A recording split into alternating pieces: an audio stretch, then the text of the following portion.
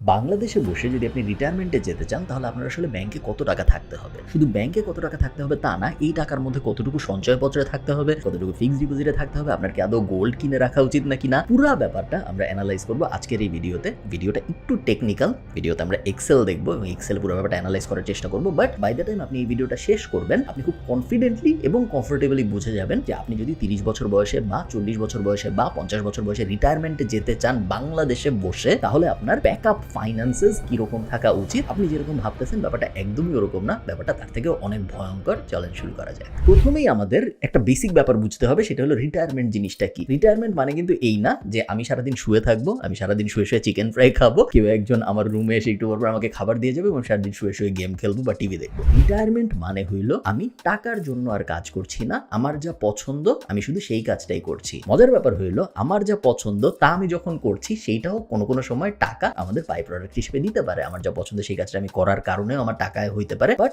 রিটায়ারমেন্টের মেইন কনসেপ্টটাই হলো আমি এখন আর টাকার জন্য কাজ করছি না। যদি আমি আমার পছন্দের কাজ করে এক্সট্রা টাকা পাই খুবই ভালো, যদি আমি এক্সট্রা টাকা না পাই তাতেও কোনো সমস্যা নেই। মাজল টপ, আমার জীবনে তেমন কোনো পরিবর্তন আসবে না, কারণ আমার জীবনে অলরেডি আমার মৃত্যু পর্যন্ত এনাফ টাকা হয়ে গেছে যাতে আমি কমফোর্টেবলি কোনো রকম কাজকর্ম না করেও আমার জীবন চালাইতে পারি। প্রথম প্রশ্ন আপনার নিজেকে যেটা জিজ্ঞেস করতে হবে রিটায়ারমেন্ট প্ল্যানিং এর শুরুতে, সেটা হলো কত টাকা আসলে আপনার লাগে প্রত্যেক মাস কমফোর্টেবলি লিড করতে।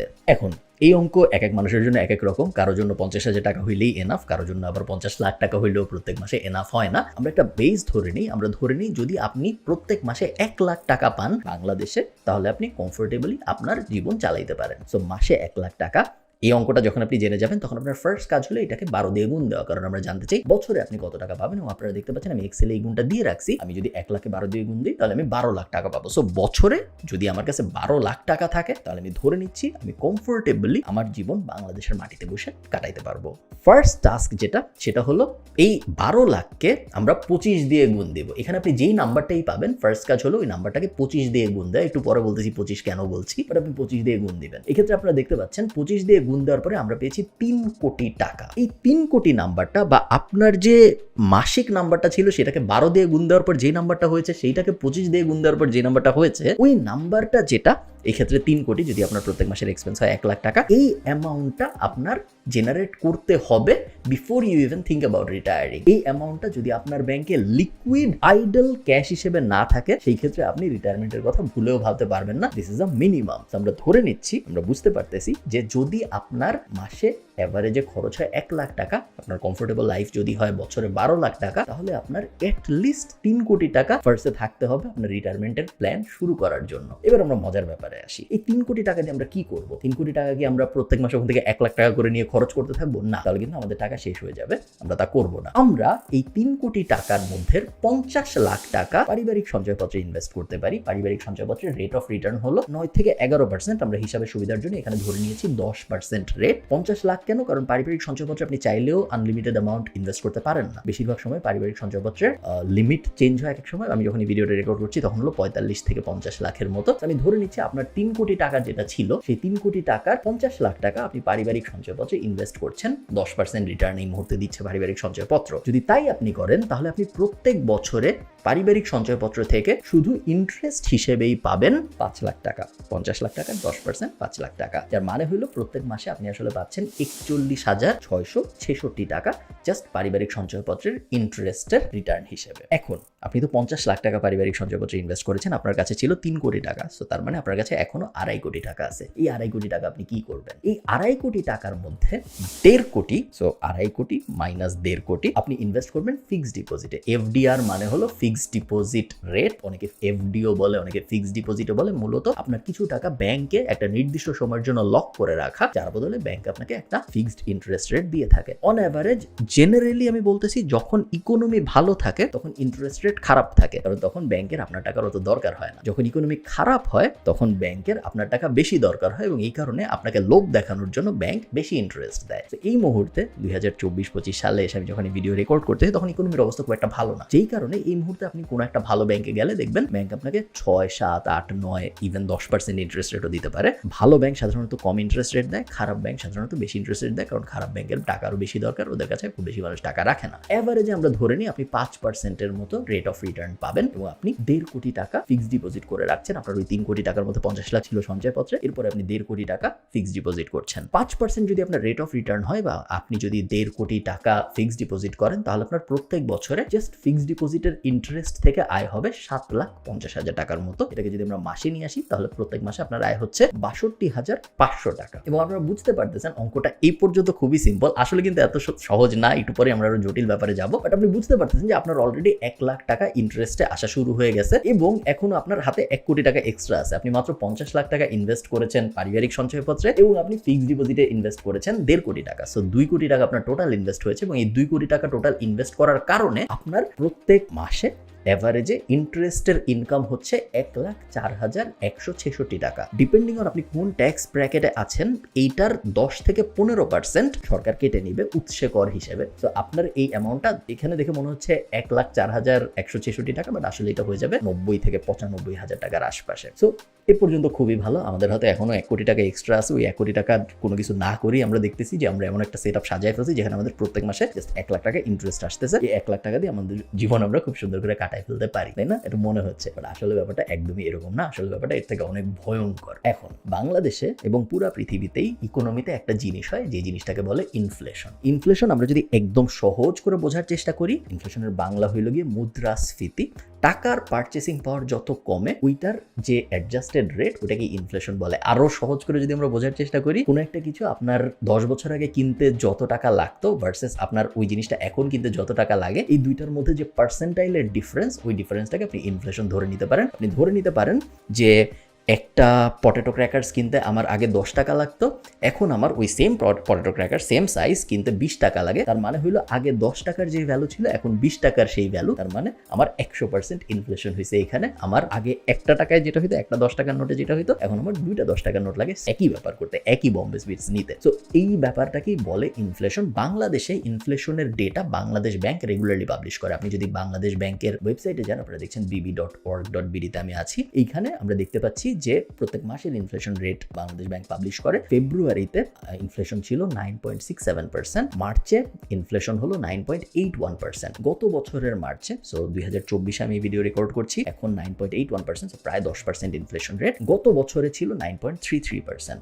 গত 35 বছরের হিসাব যদি আমি দেখি, বাংলাদেশের ইনফ্লেশন রেট 2.5% থেকে 11%-এর আশপাশে ঘোরাফেরা করেছে। গত 5 বছরের হিসাব যদি আমি দেখি, গত 5 বছরে আসলে ইনফ্লেশনের অবস্থা বেশ খারাপ। শুধু বাংলাদেশে না, পুরো দুনিয়ায় ইনফ্লেশনের অবস্থা বেশ খারাপ। শুরুতে কোভিড ছিল, তারপর অনেকগুলো যুদ্ধ হয়েছে, আপনারা জানেন। ইনফ্লেশনের অবস্থা মোটামুটি পুরো দুনিয়ায় খারাপ। আমি ধরে নিচ্ছি আগামী 20 বছরে মিনিমাম 5% ইনফ্লেশন থাকবে। মিনিমাম 5%, আসলে হয়তো এর থেকে অনেক বেশি থাকবে। তো আমি ধরে নিচ্ছি আপনার জীবনে 5% অ্যাডজাস্টেড ইনফ্লেশন আসবে। 5% বলার কারণ হলো সবকিছুর দাম কিন্তু একই রকম ভাবে বাড়ে না। পেট্রোলের দাম যেই হারে বাড়ে ভার্সেস মিস্টার টুইস্টের দাম যেই হারে বাড়ে ভার্সেস চালের দাম যেই হারে বাড়ে, সবকটা বাড়ার রেট সেম না। সবই বাড়ে, বাট সবকটা বাড়ার রেট সেম না। কোনো কিছু অনেক বাড়ে, কোনো কিছু আস্তে আস্তে বাড়ে। সো অ্যাডজাস্টে এভারেজ আমরা ধরতে পারি 5%। খুবই কনজারভেটিভ নাম্বার, আসলে হয়তো এর থেকে অনেক বেশি হবে। 5% ইনফ্লেশন যদি আগামী 20 বছর থাকে এবং আপনি যদি রিটায়ারমেন্টের প্ল্যান করেন, তাহলে আসলে আপনার ওই 1 লাখ টাকার ভ্যালু 2,65,330 টাকা। এখানে আমি ফিউচার ভ্যালুর ক্যালকুলেশন করেছি। আপনারা যারা কমার্স পড়ছেন ছোটবেলায় বা অ্যাকাউন্টিং পড়েছেন, তারা ফিউচার ভ্যালুর ক্যালকুলেশন জানেন। মূলত আমি এখানে যেটা বের করেছি সেটা হইলো, আজকে আপনি 1 লাখ টাকায় যা করতে পারছেন, 20 বছর পরে আপনার কত টাকা লাগবে সেম জিনিসটা করতে। তো মনে করেন আপনি আজকে 1 লাখ টাকার বম্বে সুইটসের চিপস কিনবেন, 20 বছর পরে আপনি ওই সেম সংখ্যক বম্বে সুইটসের চিপস চান, আপনার কত টাকা লাগবে? আপনার 2,65,330 টাকা লাগবে। তার মানে কি? তার মানে হইলো, একটু আগে যে আমরা দেখলাম আমাদের ইন্টারেস্ট থেকে 1,04,166 টাকা আসতেছে, এই 1,04,166 টাকা কিন্তু আমাদের জন্য এনাফ না জীবন কাটানোর জন্য। আজকে আমরা ভাবতেছি এনাফ, বাট এনাফ না। তার কারণ আগামী দিন যত আগাবে জিনিসপত্রের দাম বাড়বে, ইনফ্লেশন বাড়বে এবং এই কারণে আমাদের পারচেসিং পাওয়ার কমবে। হ্যাঁ, ব্যাংক থেকে আমরা ইন্টারেস্ট হিসেবে 1 লাখ টাকাই পাবো, 1,04,166 টাকা, বাট ওই 1,04,166 টাকা দিয়ে আমরা আর কিছু কিনতে পারবো না। আজকে আমরা 1 লাখ টাকা দিয়ে যা কিছু কিনতে পারতেছি ওটার সাথে কম্পেয়ার করলে। সো আমাদের 2,65,330 টাকা লাগবে ইনফ্লেশন অ্যাডজাস্টেড 5% 2% রেটে। এটা যদি সত্য হয় তার মানে হইলো আমাদের হাতে যে 1 কোটি টাকা এখন এক্সট্রা আছে, আমরা কিন্তু 2 কোটি টাকা ইনভেস্ট করছি, আর 1 কোটি টাকা আমাদের হাতে এক্সট্রা ছিল। ওই 1 কোটি টাকার আমাদের এমন কিছু একটা করতে হবে যাতে করে আমরা আরো 1,61,163 টাকা প্রত্যেক মাসে ইন্টারেস্ট হিসেবে জেনারেট করতে পারি। কারণ শুধুমাত্র যদি আমরা মিনিমাম 1,61,163 টাকা এক্সট্রা জেনারেট করতে পারি তাহলেই আমরা ইনফ্লেশন অ্যাডজাস্টেড রেটে 2,65,330 টাকা করে প্রত্যেক মাসে ইন্টারেস্ট পাবো। সো এই 1 কোটি, সোজা বাংলা আমি জানি একটু কঠিন হয়ে যাচ্ছে, বাট আমি সোজা করে বললে এক্সট্রা যে 2 কোটি টাকা তোমরা ইনভেস্ট করে ফেলছি সঞ্চয়পত্রে এবং ফিক্সড ডিপোজিটে, এক্সট্রা যে 1 কোটি টাকা আছে এই 1 কোটি টাকা আমাদের এমন কোথাও ইনভেস্ট করতে হবে যেইখানে ইনভেস্ট করলে আমাদের প্রত্যেক মাসে 1,61,163 টাকা করে আসে আমার কাছে এক্সট্রা। তাহলে আমার টোটাল হবে 2,65,330 এবং আমি আজকের দিনে 1 লাখ টাকা যা করতে পারছি তখন ওই ইন্টারেস্টের টাকাটা দিয়েই শুধুমাত্র ওই সেম জিনিস করতে পারবো। সো এইখানেই ব্যাপারটা একটু ট্রিকি হয়ে যায় এবং এখানে ব্যাপারটা অলমোস্ট ইম্পসিবল হয়ে যায়। চিন্তা করেন 1 কোটি টাকা দিয়ে এমন কোথাও ইনভেস্ট করা যেখানে ইনভেস্ট করলে প্রত্যেক মাসে আমার কমফোর্টেবলি 1,61,000 টাকা আসতেছে, এটা একটা রেয়ার ঘটনা। এবং এই ঘটনাটা রেয়ার হওয়ার কারণেই বাংলাদেশে বেশিরভাগ মানুষ কখনো কমফোর্টেবলি রিটায়ারমেন্টে যাইতে পারবে না 3 কোটি টাকা নিয়েও। তার কারণ 3 কোটি টাকা নিয়েও যদি আপনি রিটায়ারমেন্টে যান, ইনফ্লেশন অ্যাডজাস্টেড যদি মাত্র 5%ও আমরা ধরি, তারপরে আপনার প্রায় 2,65,000 টাকা প্রত্যেক মাসে লাগতেছে ওই 1 লাখ টাকার লাইফটা লিড করার জন্য। আমি কয়েকটা অপশন রেখেছি এখানে যেগুলো মন্দের ভালো অপশন। আপনার হাতে যে এক্সট্রা 1 কোটি টাকাটা আছে, সেই এক্সট্রা 1 কোটি টাকাটা যদি আপনি গোল্ডে ইনভেস্ট করেন, কথার কথা গোল্ডে আপনি ধরেন 1 কোটি টাকা ইনভেস্ট করলেন, গত 3-4 বছরে 2017 থেকে 2021 এই ফেজটায় গোল্ডের দাম প্রায় 50%-এর মতো বেড়েছে, 47% যদি আমি ভুল না করে থাকি। আমি ধরে নিচ্ছি আগামী 10 বছরেও গোল্ডের দাম এই হারেই বাড়তে থাকবে এবং যদি 50%ও বাড়ে সেই ক্ষেত্রে আপনার 1 কোটি টাকার গোল্ড হয়ে যাবে 1.5 কোটি টাকা। ঠিক আছে, তো আপনার 50 লাখ টাকা লাভ হইলো 10 বছরে। আপনি যদি জমিতে ইনভেস্ট করেন, আমি ধরে নিচ্ছি আপনার জমিতে 100%-এর মতো ইমপ্রুভমেন্ট আসবে। আপনি মোটামুটি 1 কোটি টাকার জমি বাংলাদেশের যেখানেই কিনেন, আগামী 10 বছরে ওইটার দাম ডাবল হবে আমি ধরে নিচ্ছি। সো ওটার দাম যদি ডাবল হয় আপনার 1 কোটি টাকা হয়ে যাচ্ছে 2 কোটি টাকা, আপনার 1 কোটি টাকা এখানে এক্সট্রা আসতেছে। বাই দ্য ওয়ে এগুলো কিন্তু মিউচুয়ালি এক্সক্লুসিভ, আপনি সব করতে পারবেন না। আপনি যদি গোল্ডে 1 কোটি টাকা ইনভেস্ট করেন আপনার তো টাকা শেষ, আপনি তো তখন যে আবার ল্যান্ডেও ইনভেস্ট করতে পারবেন না। সেম ল্যান্ডে যদি আপনি ইনভেস্ট করেন আপনি আবার যে গোল্ডে ইনভেস্ট করতে পারবেন না। সো এই ব্যাপারটা মাথায় রাখবেন যে এগুলো সব মিউচুয়ালি এক্সক্লুসিভ, একটাই করতে পারবেন, আপনি সব কটা করতে পারবেন এবং ভেঙে ভেঙে করা রেকমেন্ডেড না। আমি চাই আপনি একটাই করেন যেটা করবেন। সো ল্যান্ডে যদি আপনি ইনভেস্ট করেন 100% সেফ, ধরে নেওয়া যায় আপনার টাকা ডাবল হয়ে যাবে 10 বছরে। গোল্ডে যদি আপনি ইনভেস্ট করেন 50% ধরে নেওয়া সেফ, ধরে নেওয়া যায় আপনার টাকা অ্যাটলিস্ট 50% বাড়বে আগামী 10 বছরে যদি গোল্ডে আপনি ইনভেস্ট করেন। এবং লাস্ট হলো অ্যাপার্টমেন্ট। এই তিনটে আমি অপশনে রেখেছি কারণ স্টক মার্কেট আমার মনে হয়নি 10 বছরে খুব ফিজিবল রেজাল্ট দিবে 1 কোটি টাকায়, স্পেশালি কনসিডারিং বাংলাদেশের স্টক মার্কেট খুবই ভলাটাইল এবং এর বাইরে যত ইনভেস্টমেন্ট আছে ক্রিপ্টো, স্পেকুলেশন, হাবিজাবি, ওগুলো সব আমি বাদ রেখেছি তার কারণ ওগুলা এর থেকে অনেক বেশি রিস্কি। অ্যাপার্টমেন্টে যদি আপনি ইনভেস্ট করেন, অ্যাপার্টমেন্ট আপনাকে 2,30,00,000 টাকা বানায় দিবে আপনার 1 কোটি টাকাকে। কিভাবে? তার কারণ আপনার অ্যাপার্টমেন্টের 10 বছর আপনি ভাড়া দিবেন অ্যাপার্টমেন্টটা। তো 10 বছরে আপনি যদি 25,000 টাকা করেও ভাড়া দেন, আপনি 10 বছর গুণ 12 120 মাস, 120 মাসকে যদি আপনি 25 দিয়ে গুণ দেন আপনি একটা অ্যামাউন্ট পাবেন। প্লাস এই 10 বছরে আপনার ওই অ্যাপার্টমেন্টের ভ্যালুও বাড়বে। অ্যাপার্টমেন্ট আপনি কিনছিলেন 10 বছর আগে এত টাকা দিয়ে, আমি ধরে নিচ্ছি 10 বছর পরে আপনার অ্যাপার্টমেন্টের ভ্যালুও বাড়বে। সো রেন্ট 10 বছরে আপনি যে ভাড়া পাইলেন বাড়িওয়ালা হিসেবে, প্লাস ওই অ্যাপার্টমেন্টের ভ্যালু যে 10 বছরে বাড়লো, এই দুইটা মিলে আমি আপনাকে প্রায় 130%-এর মতো একটা ইমপ্রুভমেন্ট দিয়েছি। আপনার 1 কোটি টাকা হয়ে গেছে 2,30,00,000 টাকা 10 বছর পরে। যে এই হিসাব যদি সত্য হয়, এই পুরা ব্যাপারটা যদি এভাবে আপনি মিলাইতে পারেন, শুধুমাত্র তাহলেই আপনি বলতে পারেন যে হ্যাঁ আমার কাছে এখন 3 কোটি টাকা আছে, আমি রিটায়ারমেন্টে যেতে পারি। প্রবলেম হইলো এই ব্যাপারটা খুবই আনসার্টেইন, মেইনলি 2টা কারণে। একটা কারণ হলো ইনফ্লেশনের অ্যাডজাস্টমেন্টটা ফেয়ার না। 5% ইনফ্লেশন আমরা বলতেছি আছে এখন, বাট সবসময় 5% ইনফ্লেশন থাকবে না। ইনফ্লেশন সাধারণত বাড়বেই মনে হচ্ছে এই মুহূর্তে ইকোনমির অবস্থা দেখে। যত ইনফ্লেশন বাড়বে তত চক্রবৃদ্ধি হারে আপনার the amount of money unit, আপনার কত টাকা লাগবে প্রত্যেক মাস কাটানোর জন্য, ওইটা চক্রবৃদ্ধি হারে বাড়তে থাকবে এবং আপনি কখনোই ইনভেস্টমেন্ট দিয়ে ওটা কুলাইতে পারবেন না, কোনোভাবেই সম্ভব না। তো এটা যদি সত্য হয় তাহলে আমাদের হাতে অপশনটা কি এটা বোঝার আগে আমরা এই পুরো ক্যালকুলেশনটা, যদি আপনার মান্থলি গোল হইতো 50,000 টাকা তাহলে আপনি কিভাবে করতেন এটা একটু বুঝে নেই। আচ্ছা, সেম ক্যালকুলেশন, বাট আমরা এবার করব ধরে নিয়ে যে প্রত্যেক মাসে 50,000 টাকা হইলেই আপনার জন্য এনাফ আপনার প্রত্যেক মাসে 1 লাখ টাকা দরকার নাই জীবন কাটানোর জন্য। এটা যদি সত্যি হয়, সেম ক্যালকুলেশন আমরা শুরু করব। প্রথমে আমরা 50,000কে 12 দিয়ে গুণ দিব, আমরা পেলাম 6 লাখ টাকা। সো বছরে আপনার 6 লাখ টাকা লাগতেছে। 6 লাখকে আমরা এখন 25 দিয়ে গুণ দিব, তাহলে আমরা পাচ্ছি 1.5 কোটি টাকা। সো আপনার 1.5 কোটি টাকা হইলেই জীবন এনাফ সুন্দর মতো কাটাই দিতে পারবেন বলে মনে হচ্ছে, যদি 1.5 কোটি টাকা ব্যাংকে সেফ থাকে। সিমিলার একটা অঙ্ক আমরা করতেছি। সো প্রথমে আমরা পারিবারিক সঞ্চয়পত্রের ফুল লিমিটের বেনিফিট নেওয়ার চেষ্টা করবো। সো পারিবারিক সঞ্চয়পত্রের ফুল লিমিটের বেনিফিট যদি আমরা নিতে চাই, তাহলে আমরা এগেইন 45 লাখ থেকে 50 লাখ টাকা, আমাদের টোটাল 1.5 কোটি টাকার মধ্যে 45 থেকে 50 লাখ টাকা পারিবারিক সঞ্চয়পত্রে দিয়ে দিব। 10% রিটার্ন আমার আসতেছে বছরে 5 লাখ টাকা, বা মাসে আমার আসতেছে 41,666 টাকা। ফিক্সড ডিপোজিটে আমি যদি ইনভেস্ট করি, এরপরে আমার বাকি যে 1 কোটি টাকা আছে তার মধ্যে 50 লাখ টাকা, তাহলে আমার 5% যদি আমি রেট অফ রিটার্ন ধরি, তাহলে বছরে আসতেছে 2.5 লাখ টাকা, বা মাসে আমার আসতেছে 20,833 টাকা। টোটাল আমার হয়ে যাচ্ছে এই 1.5 কোটি টাকার মধ্যে শুধুমাত্র 1 কোটি টাকা ইনভেস্ট করেই মাসে 62,500 টাকা, যেটা থেকে উৎসে 10 বা 15% ট্যাক্স কাটার পরে আমার হয়তো 6,000 থেকে 7,000 টাকা এখান থেকে কমে যাবে, এবং বাকি রকম আমার থেকে যাবে 50,000-এর বেশি থাকবে। সো আমার অঙ্কে দেখতেছি যে যদি 1.5 কোটি টাকা হয়, তার মধ্যে 1 কোটি টাকা ইনভেস্ট করেই আমি প্রত্যেক মাসে 50,000 টাকার বেশি আয় করতে পারতেছি, এবং আমার জীবন সুন্দর মতো চলে যাবে বলে মনে হচ্ছে। আমার ব্যাংক অ্যাকাউন্টে 1.5 কোটি টাকা থাকলে আমি রিটায়ারমেন্টের প্রস্তুতি নিতে পারি। বাট আসলে ব্যাপারটা এরকম না। তার কারণ আপনারা জানেন যে এখন আমরা ইনফ্লেশন অ্যাডজাস্টেড অঙ্কটা করব। ইনফ্লেশনের অ্যাডজাস্টমেন্ট যদি আমরা করি, এবং আমরা যদি 5% ইনফ্লেশন ধরে সেম অঙ্ক আবার করি, 5% ইনফ্লেশন ধরলে আগামী 20 বছর পরে যে আপনি আজকে 50,000 টাকায় যা করতে পারতেছেন, সেম জিনিস করতে আপনার লাগবে 1,32,665 টাকা। 1,32,665 টাকা আপনার তো এই মুহূর্তে জেনারেট হচ্ছে না, আপনার জেনারেট হচ্ছে 62,500 টাকা। তার মানে আপনি নেগেটিভে আছেন 70,000 টাকার একটু বেশি। তো আপনার আর যে 50 লাখ টাকা ছিল, এই 50 লাখ টাকা দিয়ে আপনার এমন কিছু করতে হবে যাতে প্রত্যেক মাসে এটলিস্ট 70,000 টাকা এক্সট্রা আসে, যাতে করে আপনার ওই নেগেটিভ পজিটিভ মিলে আপনি নিউট্রালে যাইতে পারেন। আমাদের হাতে অপশন কি কি? এগেইন আমরা সেম 3টা অপশনের দিকে তাকাবো। আমরা যদি গোল্ডের দিকে তাকাই, গোল্ডে আমি যদি 50 লাখ টাকা ইনভেস্ট করি, ধরে নিচ্ছি আমি গোল্ডে আমাকে 50% রিটার্ন দিবে মিনিমাম আগামী 10 বছরে, সেম আগের অঙ্ক, এবং আমার ওই 50 লাখ টাকা হয়ে যাবে 75 লাখ টাকা আগামী 10 বছরের ভিতরে। ল্যান্ড আমার ওই 50 লাখ টাকা হয়ে যাবে 1 কোটি টাকা, 100% ইমপ্রুভমেন্ট হবে আমি ধরে নিচ্ছি, এবং অ্যাপার্টমেন্টের ক্ষেত্রে একটু বেশি হবে, কারণ অ্যাপার্টমেন্ট আগামী 10 বছর আমাকে ভাড়াও দিবে। সো 50 লাখ টাকা আমার হয়ে যাচ্ছে 1,24 লাখ টাকা। যেটাই হোক, এটার মধ্যে আপনি যেটাই ইনভেস্ট করেন, 50,000 টাকার হিসাবে করেন বা 1 লাখ টাকার হিসাবে করেন, এই হিসাবে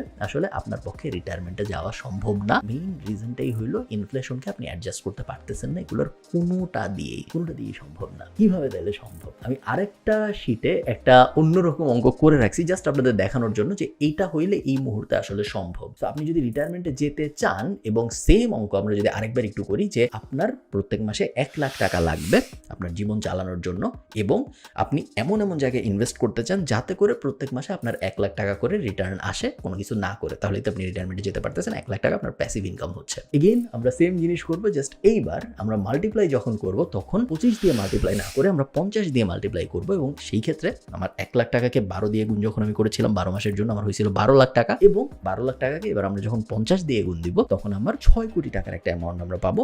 এবং এই মুহূর্তে ইকোনমির অবস্থা দেখে, পারিপার্শ্বিক অবস্থা দেখে, ইনফ্লেশনের অবস্থা দেখে, সব কিছু দেখে এই মুহূর্তে 2024 সালে মনে হচ্ছে আপনার কাছে যদি 6 কোটি টাকা থাকে, তাহলে আপনি প্রত্যেক মাসে 1 লাখ টাকার লাইফস্টাইলের একটা লাইফ কাটাইতে পারবেন। এই মুহূর্তে এটা মনে হচ্ছে এটা চেঞ্জ হয়ে যাইতে পারে।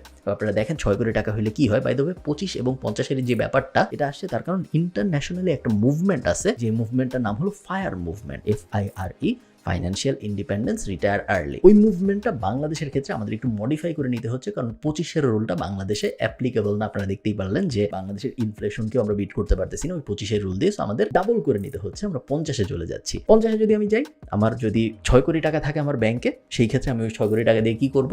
6 কোটি টাকার মধ্যে সেম 50 লাখ টাকা আমি সঞ্চয়পত্রে ইনভেস্ট করতেছি, কারণ চাইলেও আমি বেশি করতে পারবো না, যেটা আমাকে প্রত্যেক মাসে 41,666 টাকা করে ইন্টারেস্ট দিচ্ছে।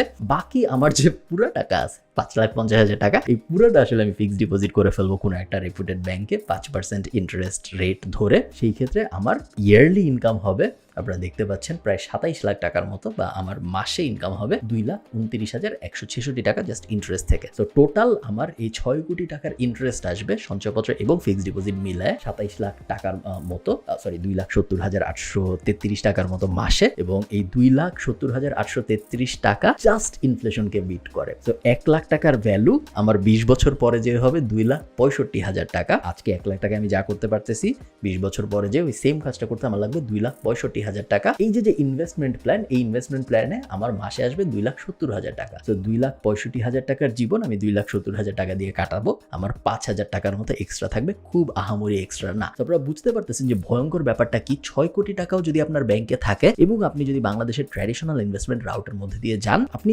বেয়ারলি ব্রেক ইভেন, আপনার মাত্র 5,000 টাকা এক্সট্রা থাকবে আপনি যদি একদম ট্র্যাডিশনাল এই পুরা আমাদের ইনভেস্টমেন্ট সিস্টেমের ভিতর দিয়ে যান। সলিউশনটা তাহলে কি? সলিউশন দুইটা। এক নম্বর সলিউশন হলো 6 কোটি টাকা বা এর অধিক আপনার লাগবে ইনভেস্টেড। এই টাকা কিন্তু আপনি আপনার জীবনে ব্যবহার করতেছেন না। আপনি একটা গাড়ি কিনবেন, এখান থেকে 50 লাখ টাকা নিয়ে নিলেন, এরকম না। এই 6 কোটি টাকা আপনার আইডল লাগবে, যার পুরাটাই আপনি ইনভেস্ট করে রাখবেন এবং এই ইনভেস্টমেন্টের রিটার্ন থেকে আপনার জীবন চলবে। প্রিন্সিপালে আপনি কখনোই হাত দিবেন না আপনার শেষ বয়স আসার আগ পর্যন্ত। Rule number 1। রুল নাম্বার 2 হলো 6 কোটি টাকার জায়গায় আপনি যত বেশি এই অঙ্কটা বাড়াইতে পারবেন তত আপনার জীবন কমফোর্টেবল হবে। 6 কোটি টাকার জায়গায় যদি আপনি 12 কোটি আয় করতে পারেন, 12 কোটি যদি আপনার লিকুইড আইডল অ্যাসেট হিসেবে থাকে, in liquid cash, not like আপনার স্টক মার্কেট আছে এরকম না বা বাড়ির মধ্যে আছে এরকম না, লিকুইড ক্যাশ হিসেবে যদি আপনার 12 কোটি টাকা থেকে থাকে, আপনি খুব কমফোর্টেবলি 2 লাখ টাকা পার মান্থের একটা জীবন বাংলাদেশে কাটাইতে পারবেন অ্যাজ আ রিটায়ার্ড সিটিজেন। এবং এটা আপনি বাড়াইতে পারেন না। 12 কোটির জায়গায় যদি আপনার 24 কোটি থাকে তাহলে আপনি 4 লাখ টাকার একটা কমফোর্টেবল লাইফ কাটাইতে পারবেন। আপনার যদি 48 কোটি থাকে তাহলে 8 লাখ। আপনারা বুঝতে পারতেছেন যে আপনার উইকিং নিয়ম অঙ্ক আগাইতে পারেন। এই দুটো হলো আপনার অপশন। একটা থার্ড অপশন আছে যেটা একটু রিস্কি।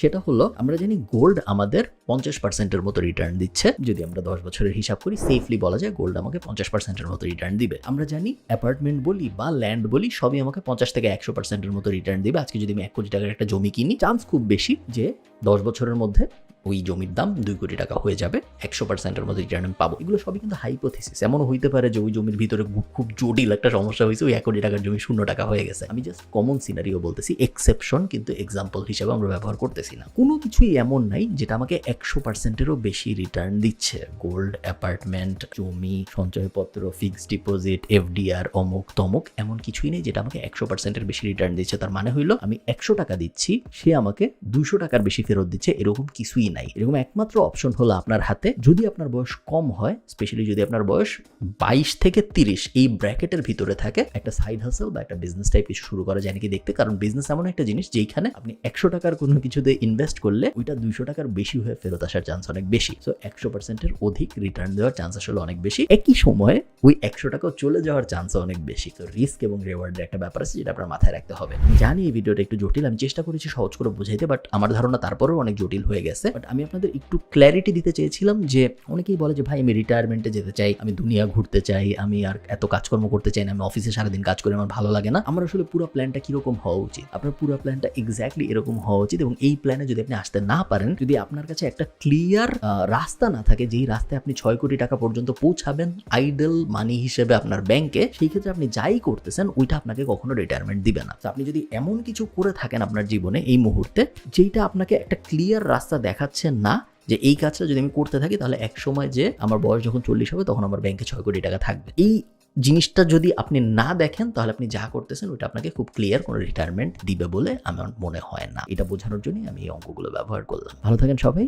এরকম অ্যানালাইসিস টাইপ ভিডিও যদি আপনাদের ভালো লাগে আমাকে কমেন্টে জানাবেন। আমি আরও কয়েকটা অ্যানালাইসিস টাইপ ভিডিও করার চেষ্টা করব, স্পেশালি বিভিন্ন টাইপের ইনভেস্টমেন্ট নিয়ে। So gold versus crypto versus জমি ইত্যাদি এই ইনভেস্টমেন্টগুলো নিয়ে আমার যেহেতু ব্যক্তিগত অভিজ্ঞতাও আছে, আমি ব্যক্তিগতভাবে প্রায় সব কিছুতে ইনভেস্ট করেছি, তো আমি আমার ব্যক্তিগত অভিজ্ঞতা শেয়ার করতে পারবো। প্লাস আমি আপনাদেরও জানাতে পারবো যে এগুলো ইনভেস্ট করাটা আদৌ ওয়ার্থ ইট নাকি। বেশিরভাগ সময় দূরের থেকে অনেক এক্সাইটিং মনে হয়, বাট আসলে অত এক্সাইটিং না। এক্সেলের মধ্যে যখন আমরা নিয়ে আসি তখন খুব ক্লিয়ারলি বোঝা যায় যে কি দিয়ে আসলে কি করা সম্ভব। ভালো থাকেন সবাই, সবার সাথে আমার কথা হবে পরের কোনো একটা ভিডিওতে। টাটা।